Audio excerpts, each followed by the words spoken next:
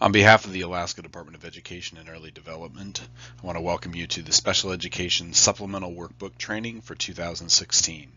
My name is Sam Jordan. I'm one of the administrators with the Special Education team, and I'll be conducting the training today. This presentation is being recorded for two different purposes. The first being that you can access it at your convenience. The second, that you can go back to it as you begin to fill out your supplemental workbook and look at specific parts in order to remind yourself or revisit information that's explained. For today's agenda, we're going to be looking at three different things. The first is an overview of what is the supplemental workbook. The second, we're going to go in depth into a discussion of the supplemental workbook components, and then finally we'll briefly go over what EED does with the data after you have submitted your supplemental workbook. So what is the supplementary workbook? It's important to point out that this data reporting is unique in your district's reporting to the state. It concerns solely special education components and only reports on data points pertaining to students who have IEPs. The supplementary workbook should be seen as one of the ways that you communicate with the state about how your special education program is doing. It should be seen as a way for us also to supervise your program. You can see this graphic in front of you that shows several different puzzle pieces in what we call general supervision, meaning all the ways that the state supervises special education programming in the state. One of those components in the yellow there is data on the processes and results of special education work in your district. And when we gather those data pieces, it informs us of all the different aspects of programming and special education, whether it's data on our state performance, whether it's data on how the policies and procedures are either effective or are not in the district. It gathers data on whether the monitoring, the way it's conducted in the state, is effective. It also speaks to fiscal management, and then it also speaks to the kinds of needs that the state needs to move toward with regard to technical assistance and professional development. So let's now go a little bit deeper into what are the components of the supplementary workbook. First, it's good to point out that this is an annual reporting of data to the State Department of Ed. It's in the form of an Excel document that you access from the state website and download. It contains 5 sections of data that you are expected to report on. Each section has an explanation tab and then a data tab. We'll see that a little bit later in greater detail. And then also important to point out that each of those sections has built-in edit checks. So if you put in data that isn't what we expect it would be, whether it's dates of birth at certain times or different sections that require a certain number or a certain explanation, an edit check will come up, and we'll again go into that in more detail afterwards. Once you download the supplemental workbook from the Department of Education website, you're going to open it using Excel, and this is the first page that you're going to see. This is the cover page. You'll notice a few things right from the beginning. Across the bottom, you will see that there are a number of tabs, starting with the cover page here and then working your way all the way to the right. And important to point out that you'll need to move your cursor all the way over because there are several other different tabs. Your last tab will be the Private School Services Data tab.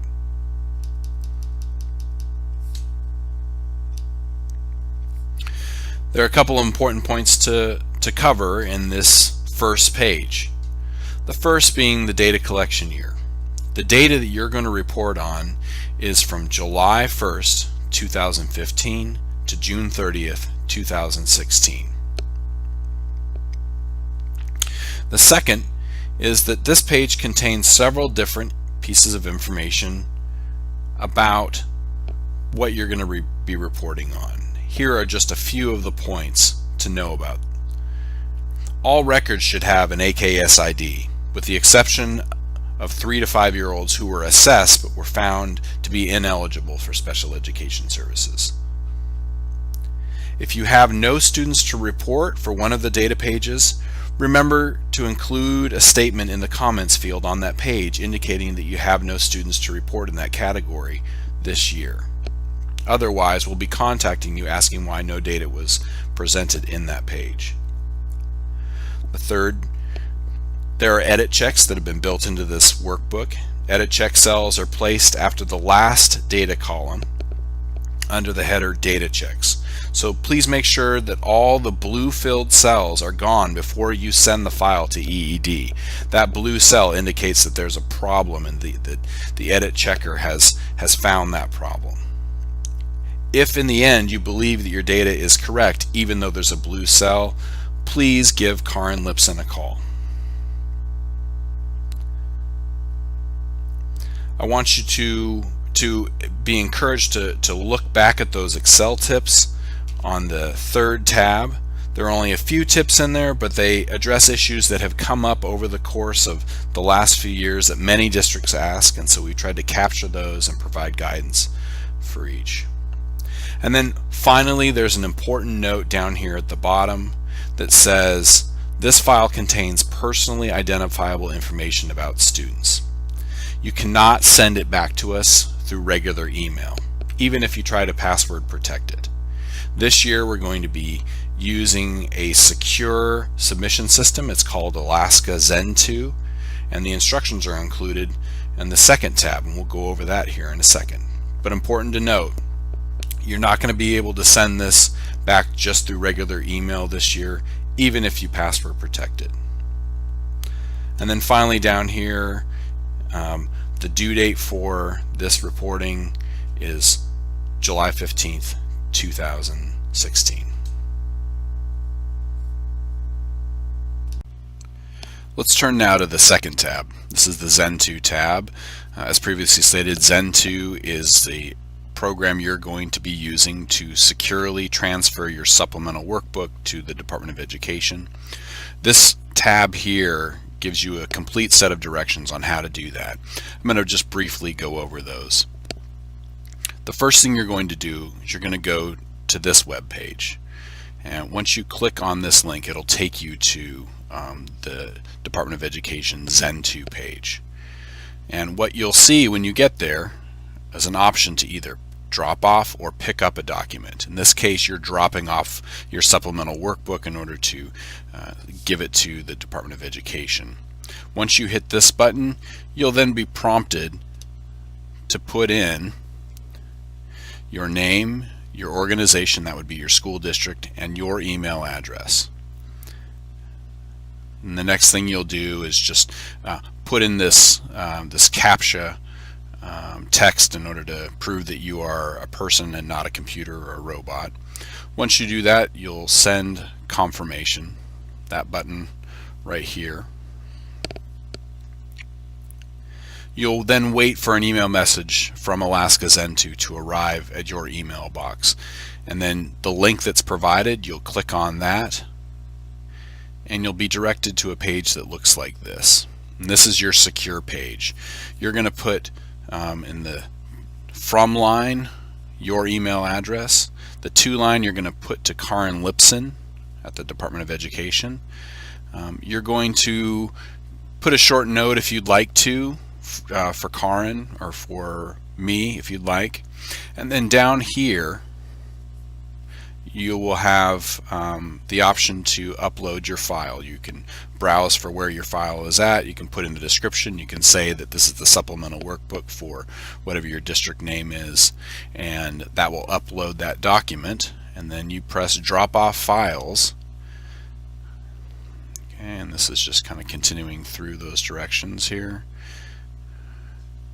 And once you drop off the file, it'll work its magic and send us the file in a secure fashion so that all the information that you're providing is secure. And again, Zen2 is the way you're going to submit your supplemental this year, and we won't be accepting anything just via email.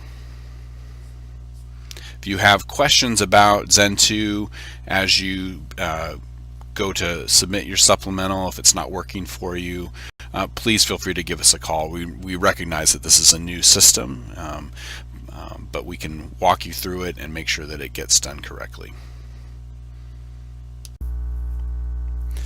So moving across the bottom to the right, you'll see that we have the Excel tips page. Again, as I mentioned, these are tips about using Excel, and specifically using Excel for the supplementary workbook that we have discovered along the way, that you have asked questions about along the way over the last few years, and so we've tried to capture those here.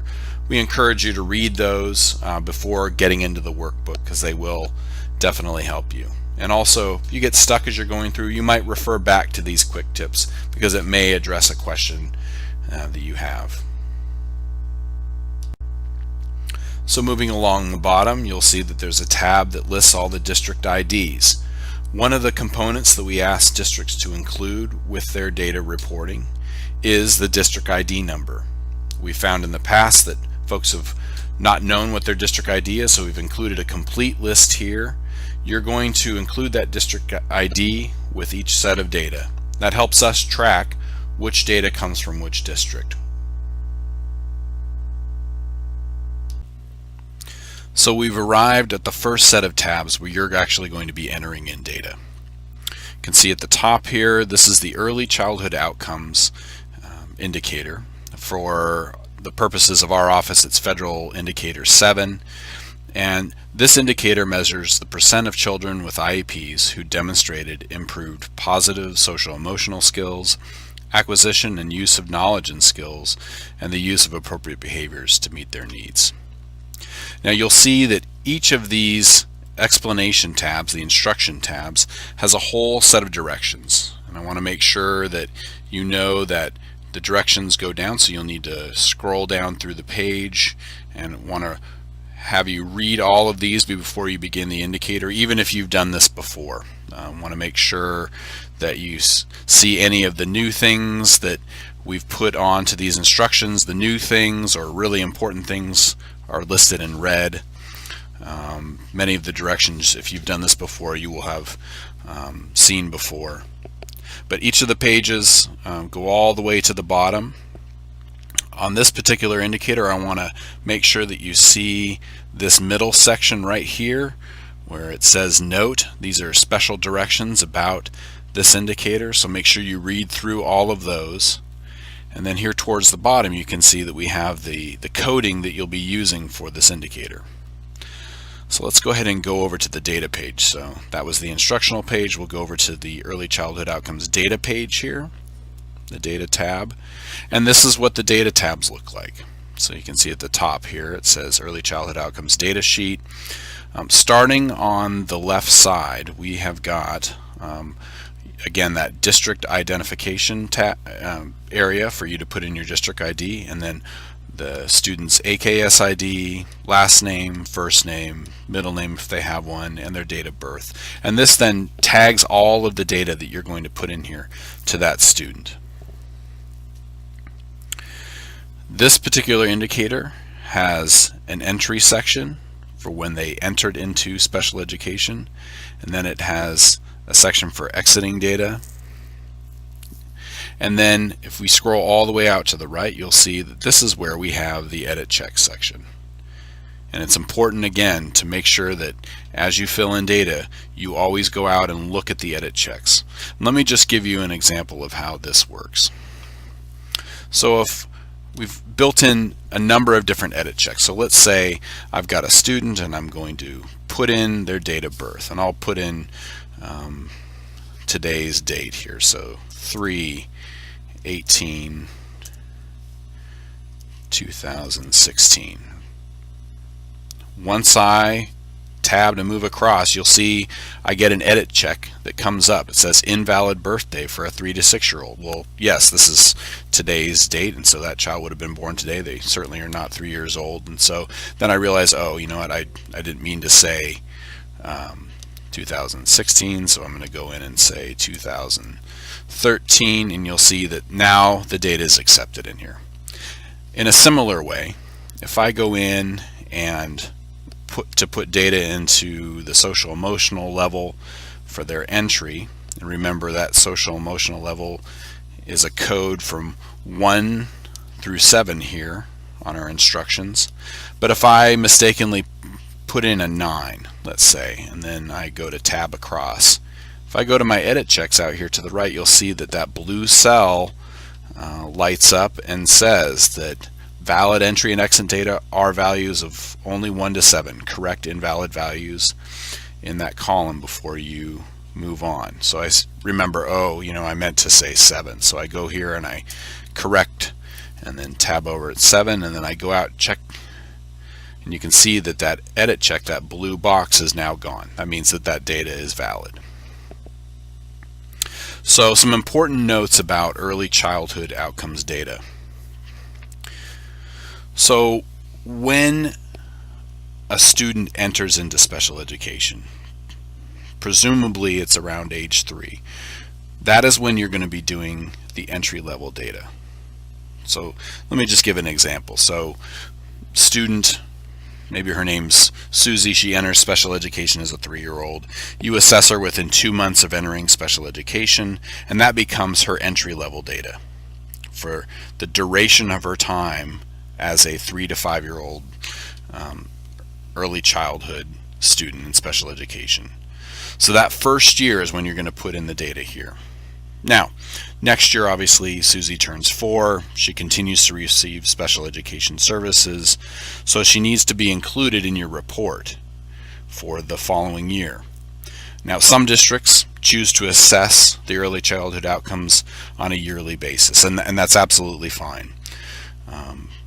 Those results that you get from your annual assessment, they're going to help guide the services that you provide to that student, but you're not going to go in and change that data every year.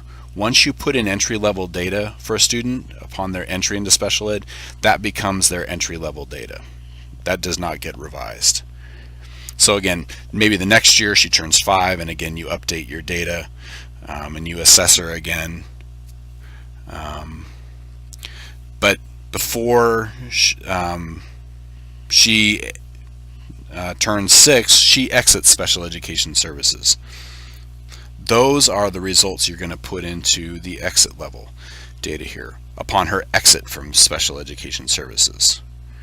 And you'll report that in the last year that she received special ed services during her 3 to 5 years as her exit data. And then the next year, you know, which would have been when she turned 6, you won't include her in the reporting because you've already provided entry and exit level data for that student. But let's say that Susie doesn't exit special education services. She continues all the way through 6. Well, just prior to her turning 6, you're going to gather exit level data, and that's what you're going to put in here. So the complete picture that we have is when she entered at 3 years old, when she exited at 5, and when she exited at 6 years old, or moved on to school age services, we're able to gauge what her acquisition of skills has been. So that is the nuance of early childhood outcomes data. If you have questions on that, please feel free to reach out to our office so we can clarify you. Again, I want to just reiterate that you can go back to the directions here. Everything I've just said is in these directions here. Moving on to the next indicator. This is indicator 11 in our federal reporting, but it's consent for evaluation, and the measurement is the percent of children with parental consent to evaluate who were evaluated and eligibility was determined within 90 calendar days. That's the Alaska State timeline, 90 calendar days.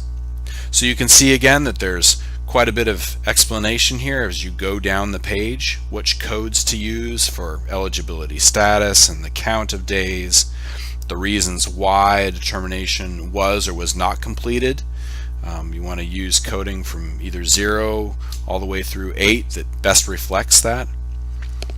And then there are several notes here at the bottom.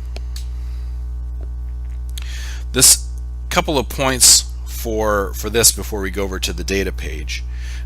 Make sure to include initial evaluations only. We are not capturing reevaluations in this data reporting. And this does include referrals that come from infant learning programs. Measure the time between receiving consent and completing the ESER, not when the IEP was put into place, if that happened at a later date. Make sure that you use the correct code for the count of days and not the actual count. So we are, again, looking at this section right in here, whether it was completed within 90 calendar days, whether it was completed 91 to 95 calendar days, and so on. So those are the codes that you want to use. If you don't, you'll find that an edit check comes up.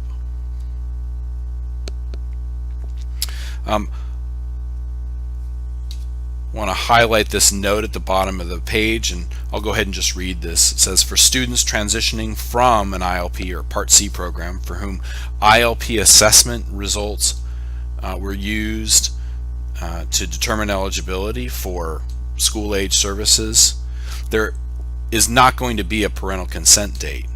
So districts are asked to report the district ID, the AKS ID, the name, date of birth, date of the eligibility decision, or the determination that they were not eligible, and then include a comment. And I want to highlight that this comment needs to be very specific. The comment should say ILP referral, no parental consent for further testing, and we'll know what that means. And then going further here, the date of initial parent consent, the count of days, reason code fields should just be left blank. These same rules should be applied whenever a parent consent date was not generated because the district did not need to assess the student. If the IEP team determined that no additional assessments were necessary, because there was a doctor's diagnosis used to make that initial determination.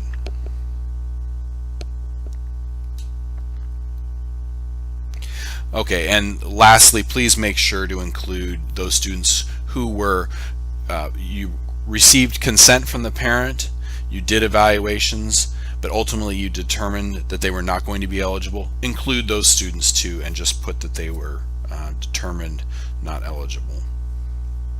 Let's look at the data page. So going again to the right here, we've got the consent for evaluation data sheet.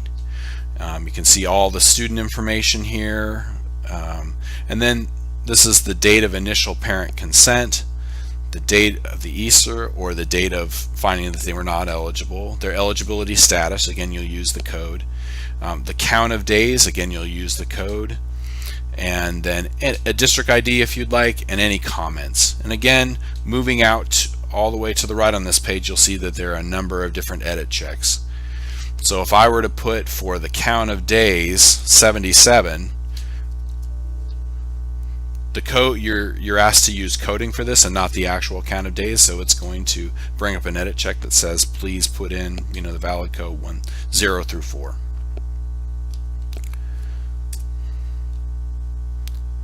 So that is the consent for evaluation data page. So again, moving to the right, the next indicator is for students receiving their IEP by age 3. For us at the state level, it's Federal Indicator 12, and it reads the percent of children referred by Part C prior to age 3 who are found eligible for Part B services and who have their IEP developed and implemented by their 3rd birthday.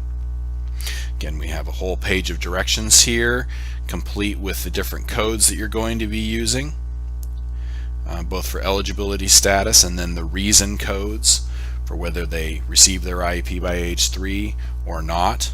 It's important to be accurate with those codings. Couple of notes for this data reporting here. Report only students that were referred by an ILP to your district. Other 3- and 4-year-olds that are identified through Child Find or some other means are not included in this. We're really trying to get at the mechanism between Part C and Part B programs, or the ILP programs and the district programs here. Want to be specific that the ILP notification that you receive is a referral, and so that would be counted as a referral. And then again, make sure to include students who you went through the process of seeing if they were eligible, but ultimately decided that they were not eligible. We want to make sure we include those students in there, because that shows that the process worked. So let's look at the data page here. Again, you've got all of the information about the student, and then their eligibility status. That'll be a code. The date of the IEP or the eligibility date, if that eligibility was that they are not eligible for special education services in the district. The referral date that you received the referral, any reason code, the district ID if you'd like to put that, and then any comments. And again, if you go all the way out to the right, there are a number of different edit checks that if you find that there are blue cells, you need to go back and look at what's creating that blue cell. So make sure that you look all the way out, because if we get your submission and there's still blue cells, we're going to call you and have to figure that out.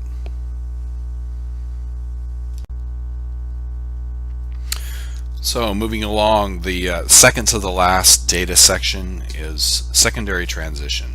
And again, for our federal reporting, this is indicator 13. This is a long definition, but important to read. This measures the percentage of youth with IEPs who are age 16 and above with an IEP that includes appropriate measurable post-secondary goals that are annually updated and based on an age-appropriate transition assessment. It includes transition services. It also includes course of study that'll reasonably enable the student to meet those post-secondary goals, and also has annual IEP goals related to the student's transition service needs. There must also be evidence that the student was invited to the IEP team meeting where transition services were discussed, and evidence that, if appropriate, a representative from any participating agency was invited to the IEP team meeting with the prior consent of the parent or student who's reached the age of majority. So this is an indicator with quite a few different indicator points involved in there. For those of you who have done this in the past, you'll know that there is a form that's been created. It's located on our website, and that form helps you work through all these. A lot of folks have used this form, and you can look at this link right here. It links right out from the Excel workbook. It'll take you to that. You can use that to analyze individual IEPs, and many districts use that as they go through and collect this data each year.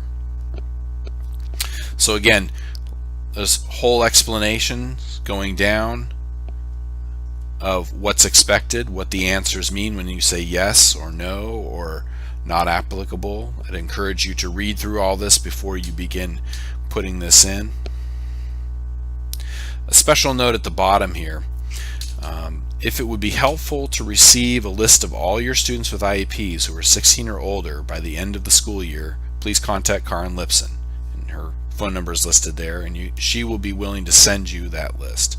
It'll be based on the students who were reported in this year's Fall OASIS. So it does not alleviate your need to identify any students who should be included in your transition reporting who came in after OASIS was reported back in the fall. You may also need to remove some students from that list if they've left your district. So let's look at the data page here. Data page, again, is extensive. It includes all the different components that I just read. It starts with the student's information, and then we begin looking at the date of transition plan, whether they were appropriate post-secondary goals, were they updated annually, evidence that the goals were based on appropriate transition assessment, transition services in the IEP that will enable the student to meet their post-secondary goal, course of study, is or are their annual IEP goals related to the student's transition needs, evidence that the student was invited to the meeting. And it's important to point out, this is an invitation to the student. You can't necessarily make students show up, but this is whether you, the district, invited that student. And then number 8 here, if appropriate, was a representative of a participating agency invited to the IEP meeting. Again, this is an invitation. You can't necessarily make sure that that agency shows up at the meeting, but if it was appropriate, did you invite them? So if you did invite them, you'd say yes. If it was appropriate and you did not invite them, then you would say no. If it didn't apply because none of those agencies were necessary at the IEP meeting, that's when you're going to put an NA. And then finally, there's a summary statement that says all 8 individual questions are compliant. So yes, from 1 to 7, and a yes or NA and 8. You're going to put that summary yes or no right here. And again, going out to the right, there are edit checks that will ensure that the data that you're putting in there is as accurate as it can be. Just a couple of points to make on secondary transition. Make sure you report on all students who have IEPs by the end of the year. Again, some students may come and go during the year. You want to make sure it's an accurate representation of the students at the end of the year. This would also include students who are graduating or receiving certificates. Do not include the students who left mid-year or students who stopped receiving special education services prior to the end of the year or their annual review date.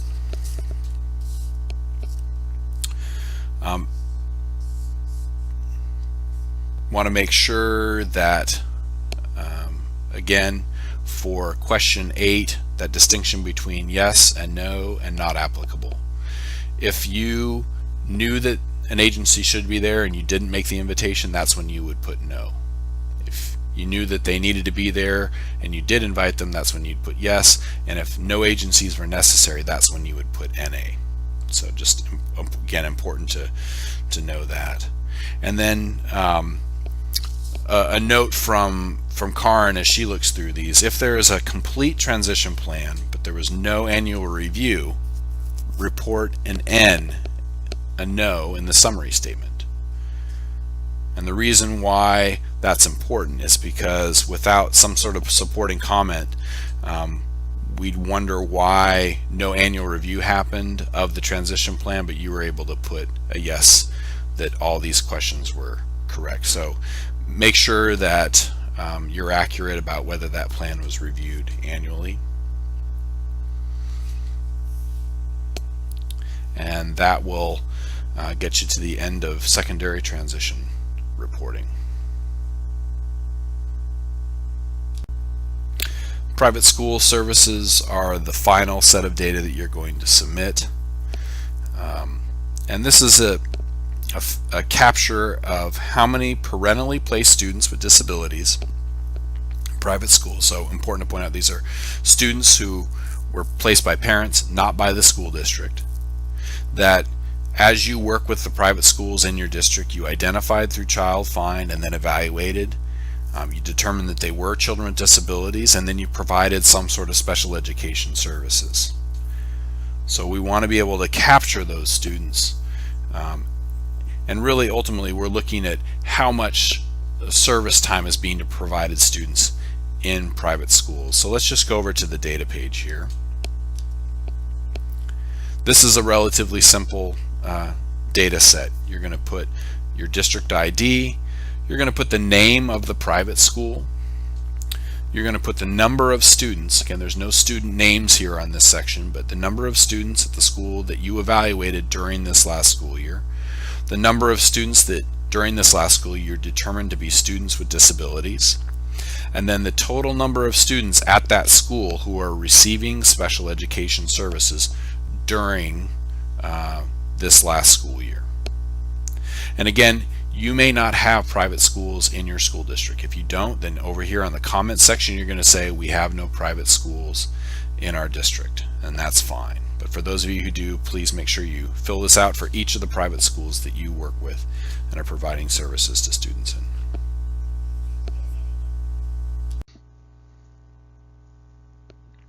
So that's a broad overview of the supplemental workbook.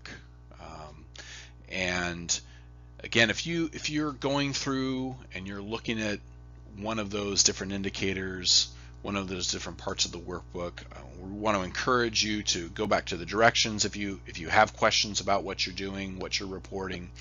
If at the end of the day you're not able to address your question, please feel free to give us a call. We are happy to be able to clarify and provide guidance to you. So let's just spend a minute and talk about how this data is used once you submit your supplemental workbook to EED. What do we do with it? The first part of it is we take all that data and we put it together into one state view, and we're able to analyze those data points from a statewide standpoint.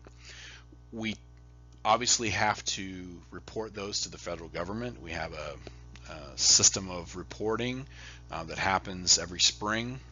It's called the Annual Performance Report, and we send that off to OSIP so they can see how Alaska is doing supporting and educating students with disabilities. It also allows us to then take that state view and internally look at what's the health of our system here in supporting students with disabilities across Alaska or in different regions of Alaska or at the district level. It also allows us to determine whether there are areas of non-compliance at the district level that need to be dealt with through some sort of plan of action. It also then can allow us to look at what are the kinds of technical assistance needs that really these indicators tell us either need to be done at a statewide level or need to be done at individual district levels. So you are contributing to a much larger process by submitting your supplemental workbook. You're submitting to the federal reporting, which of course then gets at the federal level put together with all the different states. It gets reported to Congress every year so that Congress knows how the use of funds to support students with disabilities is going, how things are working. Are we doing a good job as a nation supporting students with disabilities? It allows OSEP to look at Alaska and identify the kinds of help that they could provide to us from the federal level. And then you're also providing us at the state level an opportunity to see how are we doing and what do we need to change, what do we need to improve on. So from that standpoint, this is a great help to not only our office but to the federal office. So I guess I want to thank you for all the work that you do in putting this together. So I'm sure that you've seen, it's been posted along the way here, but the ultimate drop dead deadline for submitting your supplementary workbook is July 15th, 2016. Again, you're going to submit it using Zentu. You're not going to just send it by email, even if you try to password protect it. You're going to use Zentu.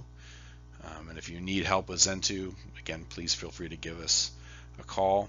I want to caution you about turning it in too early. Obviously, your school years across the state end at different dates, but make sure that you turn in your supplementary workbook after all the IEP work has been completed for the school year. Typically that's after school is out for your students. We want to make sure that we capture the most updated, the most accurate data.